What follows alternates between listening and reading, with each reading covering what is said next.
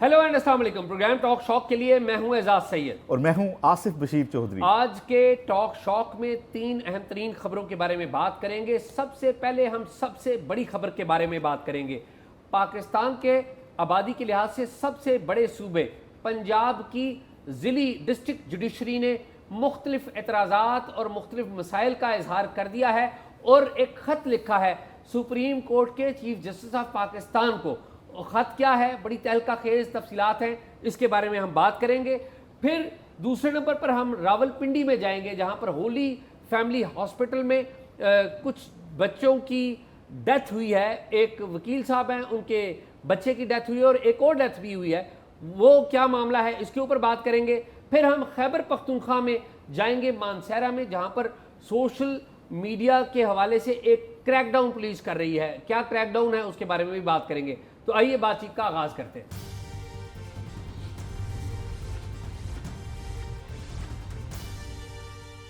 खैरियत से आसिफ, मैं खरीद से हूँ, सारी चीज़ें ठीक चल रही हैं।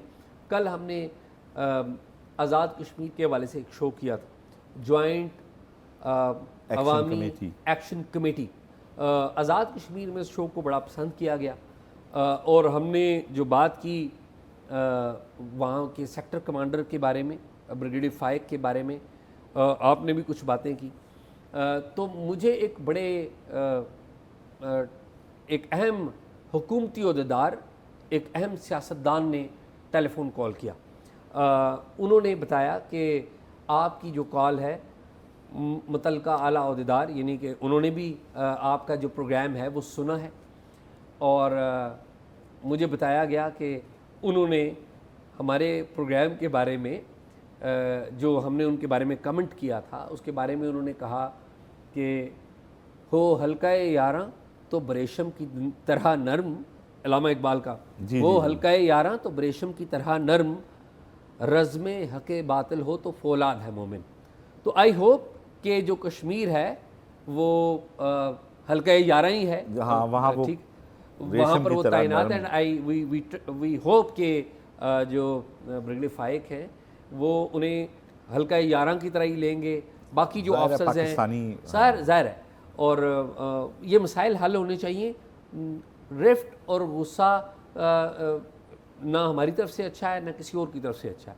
तो आई बिलीव कि वो इसे पॉजिटिव लेंगे और ये एक कमेंट था किसी आला हुकूमती शख्सियत की तरफ से। अच्छा। जो उन्होंने खैर एक सुन के एक तबसरा किया, तो मैंने कहा एक वॉइस से वजाहत उन्होंने जी एक वॉइस मेरे पास आई। तो एजाज, क्या आज आपके पास एक खबर है पाकिस्तान की आला अदलिया में तो खतूत का सिलसिला जारी रहता है। मेरा ख्याल है अब इस पे तो आप कोई किताब भी आ जाएगी जो जजों के एक दूसरे को खतूत, वो गाना है ना कि हमने सनम को खत लिखा है। हाँ। अच्छा, पहले एजाज होते थे ना, मकतूबात होते थे ना शायरों अदीबों के, तो उनको जमा करके उसमें बड़ी लिटरेरी चीज़ें होती थी और उनकी बड़ी नस्तालिक किस्म की उर्दू और उनके एहसासात, जज्बात, लतीफ़ किस्म के वो मिलते थे पढ़ने को।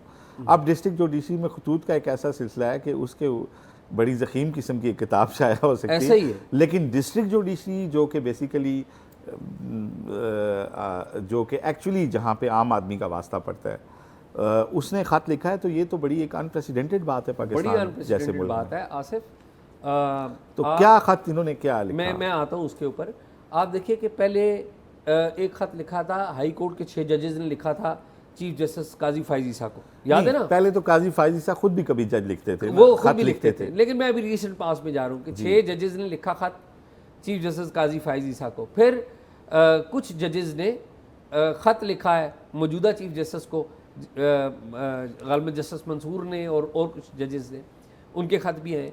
अब हैरान कुन बात है कि जो पंजाब की डिस्ट्रिक्ट जुडिशरी है उसकी तरफ से एक ख़त जो है वो सुप्रीम कोर्ट ऑफ पाकिस्तान के चीफ जस्टिस को लिखा गया है। मेरे पास वो ख़त आया तो नीचे नाम नहीं लिखा हुआ था। अच्छा एजाज, ये बात भी अपनी जगह बड़ी अहम है कि वो बेसिकली तो सूबे की जो हाई कोर्ट होती है ना जी, उसके मातहत आती है डिस्ट्रिक्ट जुडिशरी जी, ठीक बात। तो इसका मतलब है कि अगर वो चीफ जस्टिस पाकिस्तान को लिख रहे हैं तो या तो वो ये तवक्को कर रहे हैं कि हमारी हाई कोर्ट हमारी बात नहीं सुनेगी, या फिर शायद वो पहले उनके नोटिस में ला चुके हैं और अब मायूस हैं कि वो चीफ जस्टिस पाकिस्तान को बराह रास्त मुखातब कर रहे हैं। जी हाँ, 2 शख्सियात हैं, एक तो चीफ जस्टिस ऑफ पाकिस्तान को लिखा है, दूसरा human rights commission of Pakistan उनको लिखा है ऐवान जमूर, ठीक है, अच्छा, लाहौर। ठीक यानी है? जज ये समझते हैं कि उनके इंसानी हकूक की वायलेशन भी है और ये फोरम भी उसको अच्छा, take मैं up जो कर सकता पॉइंट्स बताऊंगा वो इंसानी हकूक की वायलेशन ही है। जो खत, तो बड़ा अच्छा, इंटरेस्टिंग है। मैंने खत जब ये मौसूल हुआ कोई 2-3 रोज़ पहले, तो फिर मैं एक साहब से मिला, तस्दीक किया, दूसरे साहब से मिला, और मैंने एक सेटिस्फेक्शन की। उन्होंने बताया कि जी जो पंजाब भर के जो जजेस हैं, डिस्ट्रिक्ट जजेस, उनके व्हाट्सएप ग्रुप्स में ये ख़त घूम रहा है। और ये भी पता चला कि पंजाब में एक डायरेक्टरेट है डिस्ट्रिक्ट जुडिशरी का, गालिबन वहाँ से कोई इंक्वायरी भी हो रही है कि ये ख़त किसने लिखा है, किसको लिखा है। और तो अभी क्या ये खत इसके कोई जो लिखने वाले हैं वो अनोनिमस हैं? अभी तक जो है वो नाम तो सामने नहीं आ रहे, लेकिन कंटेंट सामने आ रहे हैं और जजेस इसकी तस्दीक करते हैं कि ये मसाइल हैं, जो मालूमात इसमें दी गई हैं वो दुरुस्त? बिल्कुल। अच्छा, अब मैं बताता हूँ ये मुकदमा किन लोगों का है।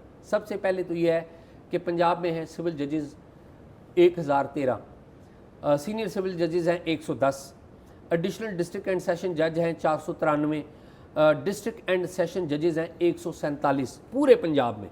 ठीक है, ये 12.5 करोड़ की जो हमारी आबादी, सारा 12.5 पंजाब की जो ये जो आप मुकदमा है ना, ये इन तमाम लोगों में से उनका है जो ये प्रॉब्लम फेस कर रहे हैं। मिसाल के तौर पे प्रॉब्लम क्या है? सबसे बड़ा प्रॉब्लम वो जो जज साहिबान बता रहे हैं, इस खत में भी लिखा है और इसकी तस्दीक करते हैं बाज़ जो जज साहिबान हैं, वो ये कहते हैं कि हमें जो सबसे बड़ा इस वक्त प्रॉब्लम है वो है प्रमोशन का। प्रमोशन नहीं हो रही। आम एक मजिस्ट्रेट है, वो ग्रेड 17 में आता है, मैं पीछे की बात नहीं कर रहा हूँ, उसके बाद वो मजिस्ट्रेट बनता है, सिविल जज बनता है। ठीक है, फिर सिविल जज दर्जा अव्वल बन जाता है 6 साल जब गुजरते हैं। ठीक, फिर सीनियर सिविल जज बनता है ग्रेड 19 में, फिर एडिशनल डिस्ट्रिक्ट सेशन जज बनता है ग्रेड 20 में, और फिर डिस्ट्रिक्ट एंड सेशन जज बनता है ग्रेड 21 में। अब आप ये अंदाज़ा लगाइए कि इस वक्त पंजाब की जुडिशरी में ऐसे मैजिस्ट्रेट्स मौजूद हैं जो कि साल 2007 में भर्ती हुए हैं, लेकिन उनकी अभी प्रमोशन नहीं हुई। ऐसे जजेज़ हैं जो कि 2008 में, 2009 में, 2010 में हैं, उनकी प्रमोशन नहीं हुई। मिसाल के तौर पे एक और एग्ज़ाम्पल के 5 जुलाई 2010 का जो बैच था, उसकी प्रमोशन हुई 5 जुलाई 2014 में, ग्रेड 18 में। ठीक है, यानी कि 4 साल के बाद वो ग्रेड 18 में चले गए। फिर 5 जुलाई 2024 में उनको ग्रेड 19 में जाना था, आज 1 साल गुजर चुका है, वो ग्रेड 19 में वो जज साहिबान नहीं जा सके। अब ये वो जज साहिबान हैं जिन्होंने आम आदमी को इंसाफ देना है और वो खुद इंसाफ के मुंतज़िर हैं। फिर इनकी जो प्रमोशंस हैं ना होने की एक रूटीन जो इनका राइट है वो नहीं हो रहा, और जिसकी वजह से एंग्जाइटी है लोगों में। फिर कुछ और चीज़ें भी हैं। बाज़ जज साहिबान कहते हैं कि उन्हें लीव का इशू है, छुट्टी का, कि एक मिसाल के तौर पे जो छुट्टी है स्टडी लीव, मिसाल के तौर पे एक जज है, उन्होंने कहा कि जी मुझे शिवनिंग स्कॉलरशिप पे बरतानिया जाना है। आपको पता है बरतानिया की बड़ी एक मशहूर ये स्कॉलरशिप जी है, बड़ी मशहूर स्कॉलरशिप है और बड़ी अच्छा कंपटीशन के बाद जज सेलेक्ट होते हैं। तकरीबन 50,000 पाउंड ब्रिटिश गवर्नमेंट खर्च करती है जो भी शिवनिंग स्कॉलर सेलेक्ट होता है। उन जज साहब को छुट्टी नहीं मिली, रिज़ाइन कर दिया उन्होंने। लाहौर से एक जज साहब हैं, उन्होंने भी रिज़ाइन कर दिया इन सारी हालात की वजह से। ठीक, वो स्टडी लीव एक राइट है जो नहीं मिल रहा, बाज़ जज साहिबान ये कह रहे हैं। फिर एक और नोटिफिकेशन आया कि मिसाल के तौर पे एक जज साहब हैं जो कहते हैं कि जी मैंने हफ्ते के दिन की छुट्टी लेनी है, बीच में एतवार आ जाएगा और फिर एक छुट्टी मैं एतवार की ले लूँगा, 2 छुट्टियों में मैं 3 छुट्टियों के मज़े ले लूँगा, क्लब हो जाएगी ना छुट्टी। अब ये एक ऑर्डर कहते हैं कि आया कि आप अगर 2 छुट्टियाँ लेंगे ना वो 3 तस्वर होंगी, यानी कि बीच में अगर संडे है तो वो आपकी जो कैजुअल लीव में तस्वर होगी। कैजुअल लीव इनकी थी 25 थी साल की, वो रिड्यूस होके हो गई हैं 20। ठीक है, और अगर आप इस तरह करते हैं तो फिर तो और मसला। अर्न लीव कितनी है इनकी? अर्न लीव का मेरे इल्म में नहीं है, कैजुअल लीव की मैं बात। देखिए ना, 1 महीने की तो जजों को वैसे भी छुट्टी होती है ना, जी हाँ, तातीलात होती हैं, लेकिन ये गर्मियों तो कैजुअल की बात कर की रहे 1 हैं ना। महीने से ज़्यादा भी होती है। जी हाँ, लेकिन वो भी रिड्यूस हो गई ना। अच्छा, फिर दूसरी यहाँ पर मामला एक और भी आया है। वो कह रहे हैं कि जज साहिबान कह रहे हैं कि जुडिशरी में तमाम जो डिस्ट्रिक्ट जुडिशरी है उसमें कैमरे लगा दिए गए कोर्ट रूम के अंदर, और जज साहिबान को कहा गया है कि आप जी सुबह 8:30 से शाम 4:30 बजे या 3:30 बजे तक, जो भी इनका जो टाइम है, उस तक आपने बैठना है अदालत के अंदर। अब उसमें जज साहब ने बीच में उठ के भी जाना है, और बाज़ ऐसी आसिफ अदालतें हैं जहाँ पर जो लाइव कैमरे हैं वो हाई कोर्ट देख रही है, लाहौर हाई कोर्ट में देख रहे हैं। अच्छा, आपको आसिफ ये पता है ना, डिस्ट्रिक्ट एंड सेशन जज जो हैं वो जब तैनात होते हैं तो हमारे यहाँ चीज़ों की तैनाती का, जो जजेस की जो तैनाती है उसका प्रॉपर मैकेनिज़्म उस तरह से नहीं है। मेरी बात आप समझ रहे हैं ना, कि डिस्ट्रिक्ट एंड सेशन जज कहाँ से बनेगा? सीनियर सिविल जो जज है उसमें से बनेंगे, एडिशनल डिस्ट्रिक्ट एंड सेशन जज बनेंगे, फिर डिस्ट्रिक्ट एंड सेशन जज बनेंगे, ठीक है। तो ये जो डिस्ट्रिक्ट एंड सेशन जज बनते हैं ना, उनका एक प्रॉपर मैकेनिज़्म होना चाहिए कि उन्होंने इतने केसेस डिसाइड कर लिए हैं, उनकी परफॉर्मेंस ये है, ये चीज़ें हैं। तो बहुत सारे लोग उसके ऊपर सवाल उठा रहे हैं कि वो प्रॉपरली फॉलो या उसकी एब्सेंस है, प्रॉपर नहीं है। बाज़ औकात ये भी देखा जाता है कि जो जज साहिबान हैं वो अगर जाते हैं और जाके वो कहते हैं कि जी उनका कोई ताल्लुक़ है या कोई वास्ता है, तो वो उनकी तैनाती हो जाती है। और जब एक जज ज़िले में डिस्ट्रिक्ट सेशन जज लग जाता है तो वो अपने जो नीचे के जुडिशल अमला होता है, जो नीचे उसके जजेस होते हैं, उनको वो खूब, जिसे कहते हैं रगड़ा खूब उनको मिलता है। तो फिर एक और जो आखिरी 2 पॉइंट्स मैं कहूँगा जो जजेस पंजाब में फेस कर रहे हैं, इंक्वायरीज़। इस वक्त कमो बेश 190 के करीब इंक्वायरीज़ हैं, वो जजेस के ऑर्डर्स के ऊपर हैं कि जज ने अगर किसी बंदे को बेल दे दी है और आपने उसके ऊपर इंक्वायरी कर दी, अगर वो फैसला गलत है तो उसके ऊपर ज़रूर उनकी बाज़ प्रोस होनी चाहिए कि अगर उसने कोई फ़ैसला गलत दिया है, और फिर उसकी रेमेडी भी अदालत मौजूद है, यानी कि हाई कोर्ट में रेमेडी मौजूद है। और अगर किसी जज की वर्डिक्ट के ऊपर, किसी फ़ैसले के ऊपर हाई कोर्ट का जज जो कि उसका सीनियर बैठा होता है वो एडवर्स रिमार्क्स लेता है, तो जो जज है उसकी तो जिसे कहते हैं ना सुबकी होती है, ठीक है। लेकिन यहाँ पर इंक्वायरीज़ हो रही हैं जिसके ऊपर जज साहिबान इस बात के ऊपर भी बड़े परेशान हैं। फिर एक और मामला है वो ट्रांसफ़र्स का। ये मामला आसिफ ट्रांसफ़र्स का ये है कि ये जस्टिस जो चीफ़ जस्टिस थे पंजाब के अमीर भट्टी साहब, उनके दौर में शुरू हुआ कि अगर कोई जज आपको पसंद नहीं है या अगर किसी जज की आपको शिकायत है, मिसाल के तौर पे एक जज तैनात है यहाँ पर मरी में, आपने एक पॉलिसी बना दी कि हमने जजेस ट्रांसफ़र कर रहे हैं, या कोई जज आप कोई शिकायत मिल गई है, करप्शन की फ़र्ज़ कर लें शिकायत मिल गई है, तो आप उस जज को ट्रांसफ़र कर देते हैं इस्लामाबाद से जतोई में। वो आखिरी 6 घंटे का फ़र्क है। इस्लाम मरी अगर वो तैनात है तो मरी से जतोई जाते वक्त कितने घंटे लगते हैं? 6 घंटे लगते हैं। अगर उसने करप्शन किया उसके खिलाफ कार्रवाई करें, टर्मिनेट हिम।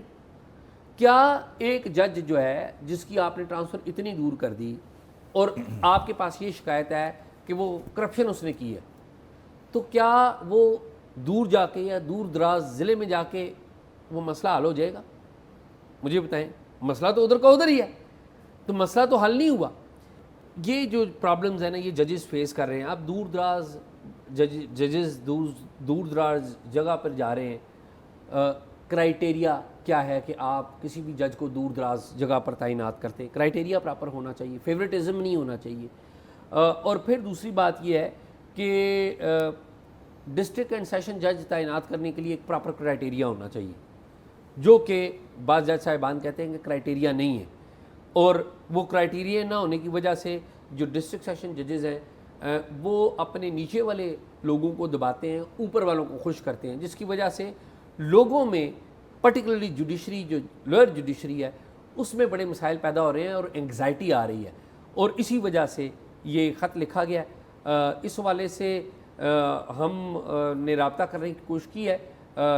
डीजी हैं डायरेक्टरेट डिस्ट्रिक्ट जुडिशरी, अगर वो भी कोई मौक़िफ़ देना चाहते हैं तो हम उनको वेलकम करते हैं। लाहौर हाई कोर्ट अगर कोई इस पे मौका और देना बिल्कुल, और रजिस्ट्रार लाहौर चाहे, हाई वो कोर्ट बराह रास्त इससे कंसर्न है कि उनकी जुडिशरी ने खत बिल्कुल, और अगर वो भी कोई भी इस पे मौक़िफ़ देना चाहता है अच्छा। हमने हमारा मकसद क्या है कि जो ये जज साहिबान हैं इतनी बड़ी तादाद में पूरे 12 करोड़ आबादी को देख रहे हैं, और इनके पास आसिफ आपको पता है अरबों रुपए मालियत के केसेस हैं एक एक जज के पास, एक एक जज के पास। अच्छा एजाज, मैं तो आपको पता है ना जुडिशरी मैंने काफ़ी, मैं कोर्स जी, कवर भी करता रहा हूँ, और मेरा जुडिशल पॉलिसी मेकिंग की जो मीटिंग्स हैं वो मैं बड़ा रेगुलरली अटेंड करता हूँ। अभी भी एनुअल जब वो होती है तो मैं उसमें जाता हूँ, उसको मेरे सीखने का बड़ा मौका मिलता है। अच्छा, जो ये उस जुडिशरी की हम बात कर रहे हैं जो एक्चुअली एक आम आदमी से रिलेटेड जुडिशरी, जिसमें आपने कोई एक छोटा सा फैसला, इवन अब से चंद साल पहले तक विरासतनामा बनाने के लिए हर फर्द को जाना पड़ता था डिस्ट्रिक्ट जुडिशरी में, ठीक है।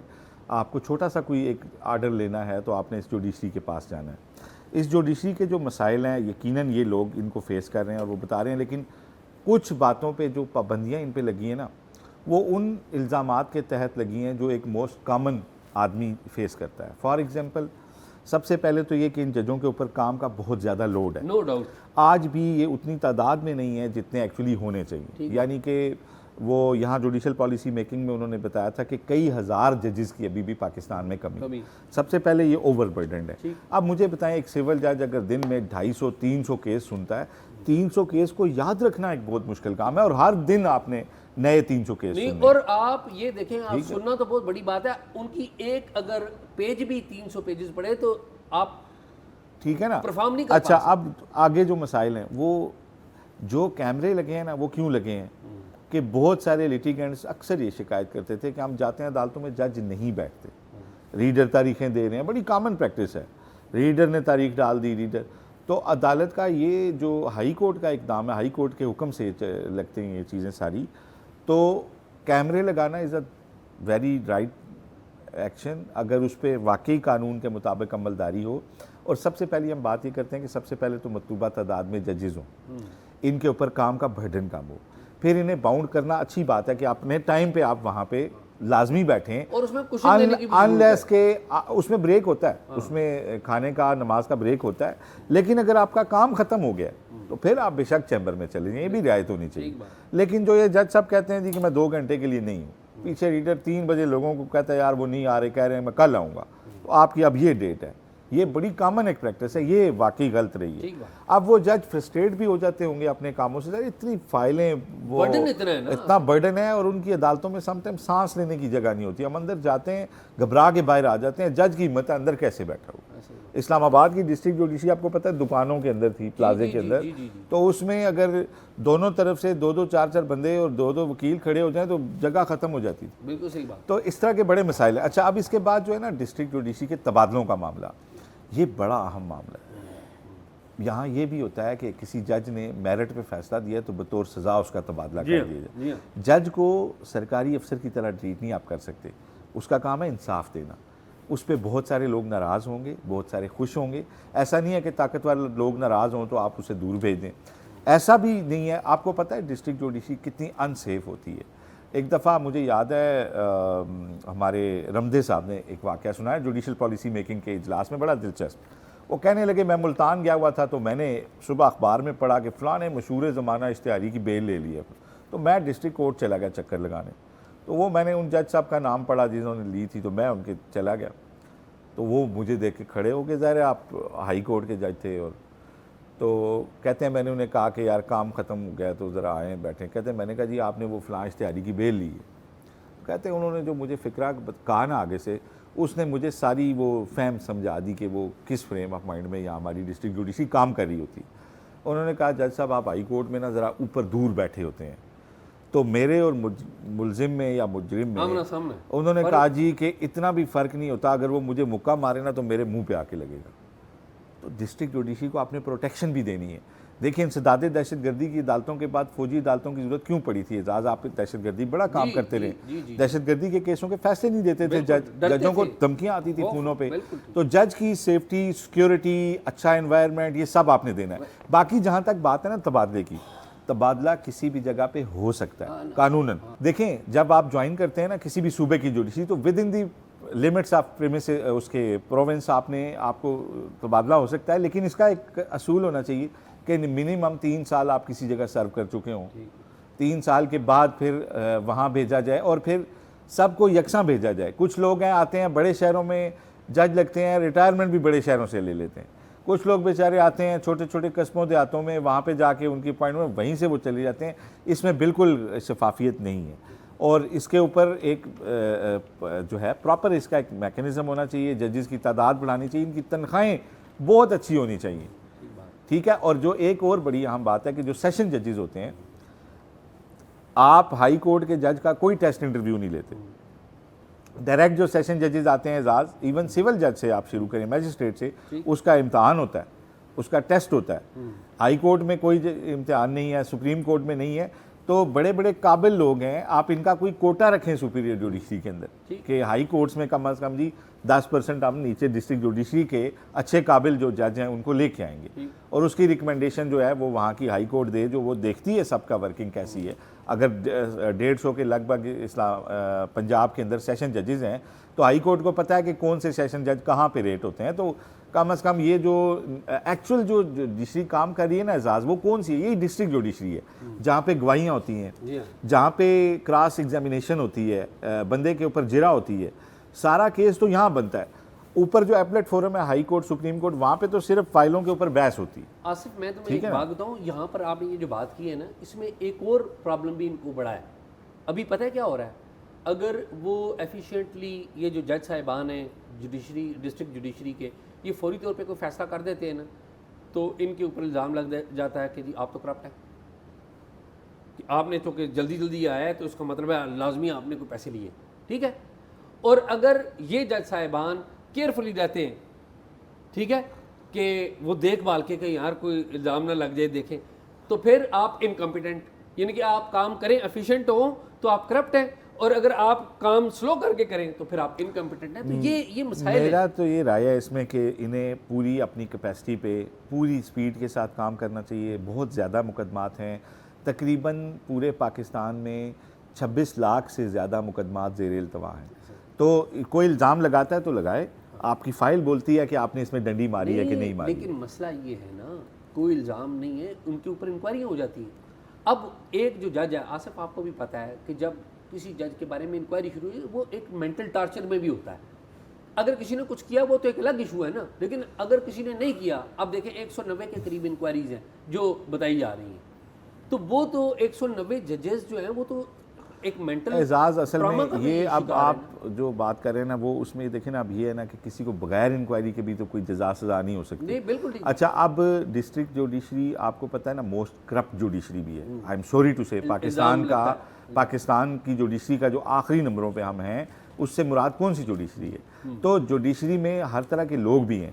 तो इंक्वायरी में एक तो ये कि उसके कोई पैरामीटर्स होने चाहिए कोई उसमें, और फिर ये कि अगर किसी पे कोई चीज़ साबित हो तो उस पर ज़ीरो टॉलरेंस होनी चाहिए उसको, साबित ना और उसमें जो आप बात कर रहे थे ना कि तबादला कर दिया जाए, उस पर फिर सैक किया जाए जी। और जिस पे साबित नहीं होता उसको ये मेंटल टार्चर से बचाना उस हाई कोर्ट के चीफ जस्टिस की जिम्मेदारी है कि ये मेरा जज है, मेरा सिपाही है। अगर डिस्पेंसेशन ऑफ जस्टिस में ये कंप्रोमाइज़ हो रहा है तो उसमें फिर यकीनन वो भी कसूरवार। ऐसे ही बात है। और अब ये जो ख़त लिखा गया ना, इसमें इन्होंने सुप्रीम कोर्ट के चीफ जस्टिस से अपील की है कि हमारी इंक्वायरी करें।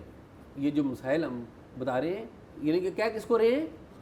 मुंसिफ़ आला पाकिस्तान, मुंसिफ़ आला पाकिस्तान को। तो इसका मतलब है कि अगर जज साहिबान ये बात कर रहे हैं और वेरीफाई कर रहे हैं तो कोई तो बात थी, जाहिर है। अच्छा, एक तो और मैं अहम बात एजाज ये बताऊं कि हमारी, क्योंकि ये डिस्ट्रिक्ट जुडिशरी आती तो हर सूबे के अपने हाई कोर्ट के, लेकिन आप ये देखें कि डिस्ट्रिक्ट एंड सेशन जजेस, इवन सिविल जजेस की हद तक भी इंक्वायरियाँ हमारी जो जुडिशल एकेडमी है वहाँ पे होती हैं, और जो आपकी जुडिशल पॉलिसी मेकिंग है सारी वो फेडरल में होती है, सुप्रीम कोर्ट ऑफ पाकिस्तान में होती है। वहाँ पे सारे स्टेक होल्डर, सारे सूबाई चीफ जस्टिस, जजेस, वजारत कानून, लिटिगेंट्स, वकला, सबको बिठा के ये वहाँ पे ज़रूर डिस्कस होना चाहिए खत। बिल्कुल सही। ये एंड आई होप कि जो चीफ जस्टिस हैं लाहौर हाई कोर्ट की, वो भी, और चीफ जस्टिस ऑफ पाकिस्तान, वो हमारी इस बात को सुनेंगे।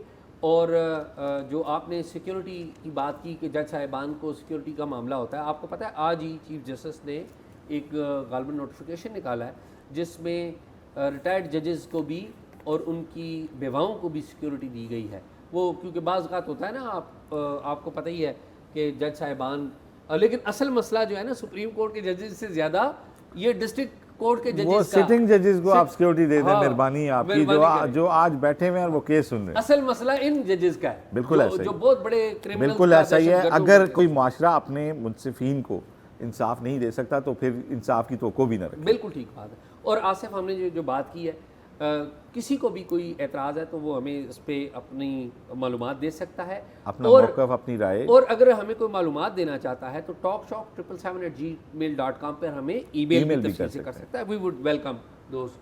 तो ये थी, ये तो होगी एजाज़ जुडिशरी की बात। अब थोड़ी सी अपने तबीबों के ऊपर भी बात करते हैं। पिंडी होली फैमिली का आप भी मुझे बता रहे थे केस है। आप आसिफ एक वकील है नासिर अजीम ख़ान, इनकी तकरीबन साल सवा साल पहले शादी हुई है। इनका ये एक्सपेक्ट कर रहे थे कि बेबी एक एक्सपेक्ट कर रहे थे, तो होली फैमिली अपनी अहलिया को लेके गए। वहाँ पे बड़ी अफसोसनाक वाक़या आया। तो सुनते हैं वकील साहब को, बताते हैं वो कि क्या हुआ। जी बताएं नासिर साहब। अस्सलामुअलैकुम, मेरा नाम नासिर अजीम खान एडवोकेट हाई कोर्ट हूँ और फेडरल शरीयत कोर्ट में वकालत करता हूँ। मैं आपसे बताना चाहता हूँ आप सबको कि होली फैमिली हॉस्पिटल में मैं 31 तारीख को अपनी वाइफ को लेकर गया था कि इमरजेंसी भी मेरी वाइफ को वहाँ पर बेड से गिराया गया, उनको फिट्स के दौरे पड़े। उसके बाद उनको लेबर रूम ले जाया गया, जबकि नहीं ले जाना चाहिए था, और 11 घंटे की तवील इंतज़ार के बाद फिर उनको ऑपरेट किया गया। बच्चा बिल्कुल नॉर्मल पैदा हुआ, ये कहकर नर्सरी ले गए कि भाई इसका चेकअप करवाना है। चेकअप के बाद बहाने पर उसको रख लिया गया वहाँ पर। फिर 2-3 दिन बाद कहा गया कि बच्चा बिल्कुल स्टेबल है। और इस दौरान, इसी असना में, ये जो 4 दिन थे, मेरी वाइफ को कीश्वर, स्नोबर और जो तीसरी नर्स है जिसका नाम नहीं पता, और वो माँ बहन की गालियाँ साथ साथ देती रही, ब्लैकमेल करती रही। बार बार हमारा बेड कैंसिल हो जाता था, बेड बहाल करवाते थे, बेड कैंसिल हो जाता था। इस दौरान मैंने ये भी कहा कि मेरी वाइफ को डिस्चार्ज कर दें ताकि मैं कोई प्राइवेट इलाज करवा लूँ। वो डिस्चार्ज भी नहीं करते थे और इलाज भी नहीं करते थे। इसके साथ साथ फिर ये मामला होता गया कि आखिर में जो लास्ट डे था, मेरे बेबी को उन्होंने मुझे सुबह 5:45 बजे एक लेडी डॉक्टर ने कहा कि बच्चा 2 दिन की इमानत के लिए हमें दे दें, बच्चा 110% क्लियर है, फिट है, फ़ाइन है। और जब 3 बजे हम पहुँचे तो इस दौरान 2-3 बार फीड भी हुई। 3 बजे जब हम पहुँचे तो पता चला कि बच्चा जो है ना, वो उसका इनक्यूबेटर चेंज करके उस इनक्यूबेटर में डाल दिया गया जिसमें हेपेटाइटिस के बच्चे डाले होते हैं। आंखों में पट्टियाँ थी, टांगें बांधी हुई थी, और मैं आपको ये अर्ज़ करता चलूँ, विदाउट टेस्ट रिपोर्ट के डाला गया। जब मैंने शोर मचाया तो उन्होंने कहा जी आप अपनी वाइफ को नीचे वार्ड में छोड़ें, हम आपको प्राइवेट लिख देते हैं। जब मैं प्राइवेट के लिए गया तो उन्होंने बताया कि हम आपको प्राइवेट भी नहीं लिख के दे सकते। वो कहने लगे कि हमने हॉस्पिटल के अंदर रिपोर्ट भेजी हुई है जो 3 दिन के वक्फे से आएगी। मैंने कहा उसका स्टेटस नंबर देते हैं, कहते हैं जी वो भी नहीं दे सकते। हर चीज़ सीगा राज में रखी जाएगी, डॉक्यूमेंट्स पे भी आपका हक नहीं है, बच्चे पे भी नहीं है। वाइफ जो है ना, वो भी हम अपनी मर्ज़ी से यहाँ से डिस्चार्ज करेंगे 5-6 दिन। ये सारी चीज़ें चलती रही। इस दौरान मेरी वाइफ को याद आ गया कि किस शख्स ने उनको गालियाँ दी। वो जो ऊपर डॉक्टर इनक्यूबेटर के पास काम कर रहा था, जो कीश्वर नर्स के कहने पे नीचे जाके मेरी वाइफ को रात को गालियाँ दी। वो डॉक्टर पहचाना गया, वो ड्यूटी ऑफ करके वहाँ से भाग निकला। मेरे बच्चे को, सफ़ेद बच्चे को काला स्याह करके मेरे हवाले किया गया, और इस दौरान मेरी वाइफ को भी डिस्चार्ज करके हमें वहाँ से धक्के देकर, गालियाँ माँ बहन की देकर वहाँ से निकाला गया। आप तमाम लोगों से गुजारिश है कि इस सारी एक्टिविटी से मेरा बच्चा तो वापस नहीं आ सकता, लेकिन मैंने वहाँ लोगों के साथ जुल्म होते देखा है। ये बहुत बड़ा रिमांड रूम से भी ज़्यादा ख़तरनाक किस्म का माहौल था अंदर। आप सारे मेरी आवाज़ बने ताकि हम 1000, 2000, 3000, 4000 फैमिलीज़ को बचा सकें, वरना ऐसे जानवर लोग वहाँ पर मौजूद होंगे तो यकीन माने ये लोग हमारी वजह से ख़राब होंगे अगर हम आवाज़ नहीं उठाएंगे। Welcome back. तो आपने सुन लिया कि होली फैमिली में क्या हुआ है। और आसिफ, हम ना आपस में हम सियासत के ऊपर बात करते हैं और इश्यूज़ के ऊपर बात करते हैं, लेकिन ये हेल्थ का मामला या अदलिया का मामला या एजुकेशन का मामला, इसके ऊपर हमारा मेन स्ट्रीम मीडिया बात नहीं करता। ये बड़ा सीरियस मामला है और मुझे आसिफ आप भी कोई बता रहे थे कि होली फैमिली का कोई और केस भी है। एजाज एक बच्ची आई थी 11 साल की, ठीक उसका नाम था कायनात। ठीक वो आई थी 25 अगस्त को, ठीक है। आई यहाँ पे रात रही, अगले दिन तकलीफ़ थी, डॉक्टर्स को समझ नहीं आई, उन्होंने उसका अपेंडिक्स का ऑपरेशन किया। अनफॉर्चुनेटली उस बच्ची की डेथ हुई। Oh my God. आप देखें अपेंडिक्स कोई ऐसा इसी होली ऑपरेशन, फैमिली जी होली फैमिली ठीक। हॉस्पिटल में देखें 11 साल की माशाल्लाह रीज़नेबल समझदार बच्ची होती है, बता सकती है मुझे कहाँ पेन हो रहा है। वो उसका और अपेंडिक्स का कोई ऐसा ऑपरेशन होता भी नहीं है जानलेवा, अनलेस के अपेंडिक्स फट फट जाए। जाए, हाँ ठीक बात। अपेंडिक्स उसका इशू भी नहीं था। जब वो डॉक्टर्स ने देखा तो उसके वालिद थे आबिद साहब, उन्होंने एक FIR कराई है बाकायदा इसके ऊपर, अच्छा। डॉक्टर्स के ऊपर। ये आप स्क्रीन पे देख सकते हैं, ये FIR हुई है। तो होली फैमिली अस्पताल में देखें पे दर पे अगर इस तरह की लोग शिकायत कर रहे हैं तो जो भी उसकी एडमिनिस्ट्रेशन है उसको चाहिए कि इसके ऊपर नोटिस ले, अपने अस्पताल के मामलात को ठीक करे। इस पे मेरा ख्याल है वज़ीर आला को भी नोटिस लेना चाहिए, वो बच्चों के हवाले से बड़ा करती हैं। वहाँ पे भी एक बच्ची का ही मैटर था, यहाँ पे भी एक ज़ेचा बच्चा का मैटर है। तो यहाँ के डॉक्टर्स को मेरा ख्याल है कि किसी एक डोज़ की ज़रूरत है कि वो अपनी ड्यूटी जो है उसको पूरी दयानतदारी से अंजाम दें, और ये एडमिनिस्ट्रेशन का काम होता है। आई डोंट नो कि वो डॉक्टर क्या बहुत ज़्यादा शायद ओवरबर्डन्ड हैं, पता नहीं इनकम्पिटेंट हैं, या इस तरह की मुसलसल शिकायतों का आना कोई अच्छा शगुन नहीं है। अच्छा आसिफ, ये जच्चा बच्चा के वाले से ना मुझे किसी ने बताया कि हमारे जो हॉस्पिटल्स हैं ये ज़्यादातर औरतों के सिजेरियन बेबी पैदा करते हैं, यानी कि ऑपरेशन करके करते हैं। हालांकि आपको पता है पूरी दुनिया में नॉर्मल डिलीवरी जो है वो करवाई जाती है, प्रायोरिटी उस पर दी जाती है, और सिजेरियन करके औरतों की आप जान ख़त्म कर देते हैं, उनकी ज़िंदगी कट हो जाती है। और ये क्यों किया जाता है कि इसमें ऑपरेशन में पैसे ज़्यादा बनते हैं, आपका बिल ज़्यादा बड़ा इन्वॉल्व होता है, नॉर्मल डिलीवरी में उतना फिर आपका बिल नहीं बनता। और ये शिकायत नॉर्मली सबसे ज़्यादा प्राइवेट हॉस्पिटल से होती है। लेकिन मैं तो कहता हूँ इस पे एक ना तरीक़ाकार वज़ा करना चाहिए पंजाब के हेल्थ मिनिस्टर साहब को, कि वो उन हॉस्पिटल्स को मॉनिटर करना शुरू करें जो ये ऑपरेशन करवा रहे हैं, और सजाएं दें उनको, नहीं, जुर्माने हर करें, प्राइवेट बैन करें अस्पताल उनके को ऊपर। बाउंड किया जाए कि उसने सालाना कितने ज़िचा बच्चा के केसेस में सी सेक्शन किए हैं, जी हाँ, कितनी नॉर्मल डिलीवरीज हुई हैं, और उनका जो हाई रेट वाले हॉस्पिटल्स हैं उनको फिर मॉनिटर किया जाए बिल्कुल कि सही, किन केसेस में इनके, और इनका फोरेंसिक ऑडिट होना चाहिए उन पेपर्स का कि किन कंडीशन में इन्होंने ज़रूरी समझा कि ये तो पूरी कौम की हेल्थ से जुड़ा हुआ मैटर बिल्कुल है। सही बात। आसिफ, हेल्थ के बारे में तो हमने बात की, लेकिन मेंटल हेल्थ भी एक इशू बन चुका हुआ है सोशल मीडिया की वजह से। आपको पता है आसिफ, खैबर पख्तूनख्वा में एक कैंपेन चल रही है सोशल मीडिया के वाले से। लोग असला उठाते हैं, टिकटॉक उसके ऊपर बनाते हैं, असले की नुमाइश करते हैं, और आमतौर पे इलीगल असला होता है, ठीक है।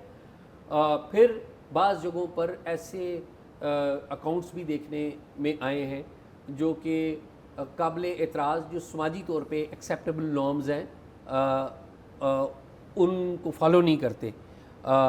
उसके ऊपर बड़े अफराद का कत्ल भी हुआ है, आपको पता है, बड़े लोग मारे भी गए हैं। एक तो टिकटॉकर्स का मारा जाना या सोशल मीडिया इन्फ्लुएंसर्स का मारा जाना वो तो एक अलग है ना, लेकिन बाज़ ऐसे हैं जिन्होंने, किसी ने सोशल मीडिया पर आकर ऐसी बात कर दी, काबिल एतराज़ बात कर दी, कोई ऐसे जिस पर जवाबी रद्दअमल के तौर पे सबसे ज़्यादा लोगों ने रद्दअमल दिया और वो मारे गए।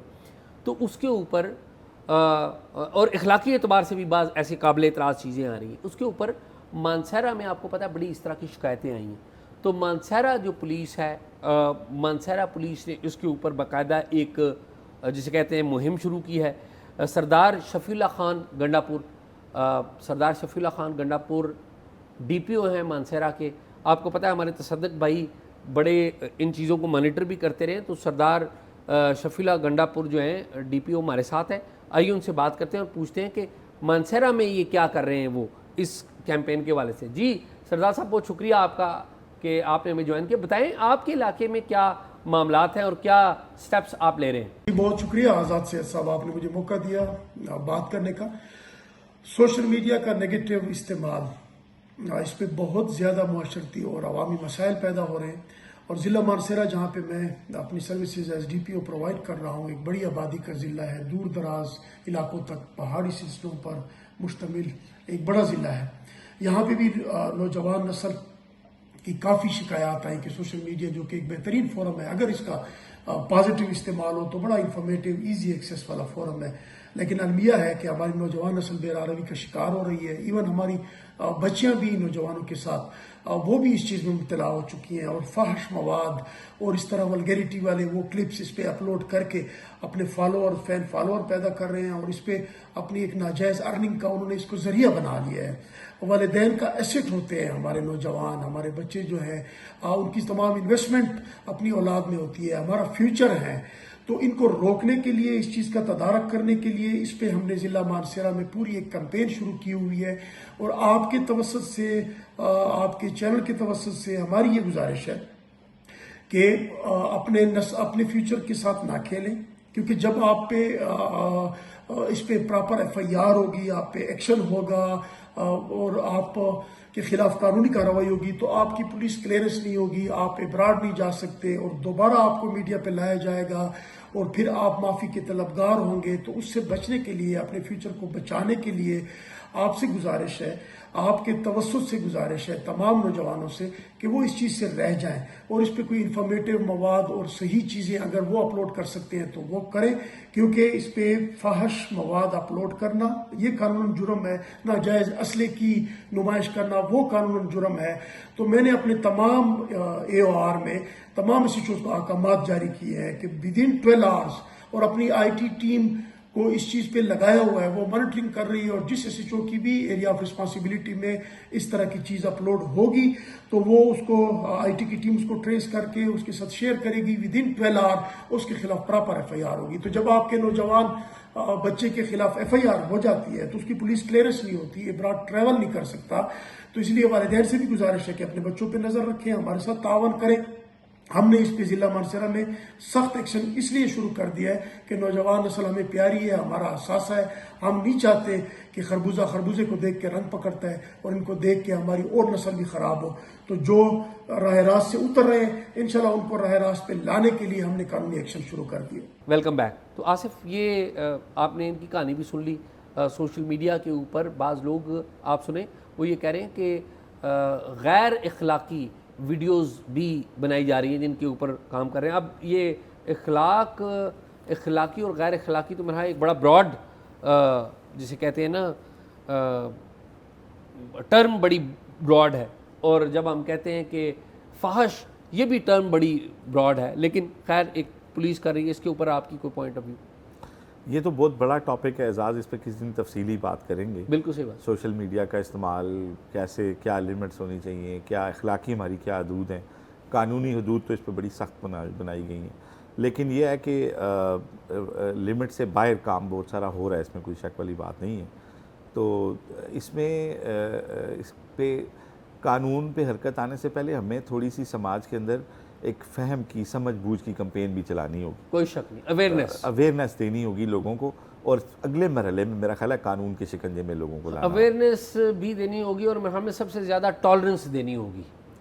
टॉलरेंस नहीं है लोगों में जी। और लोगों को जब आप शऊर देंगे और अच्छाई बुराई की और उनकी लिमिट्स के बारे में जब आगाही दे देंगे तो उसके बाद कम लोग शायद उसको क्रॉस करेंगे। मेरे ख्याल में आ जाइए। नाज़रीन, प्रोग्राम आपने देखा, प्रोग्राम के बारे में राय ज़रूर दीजिएगा, और अगर कोई मालूमात आपने हमसे शेयर करनी हो तो वो भी हमें talkshock777@gmail.com पर शेयर कीजिए। अल्लाह हाफिज़।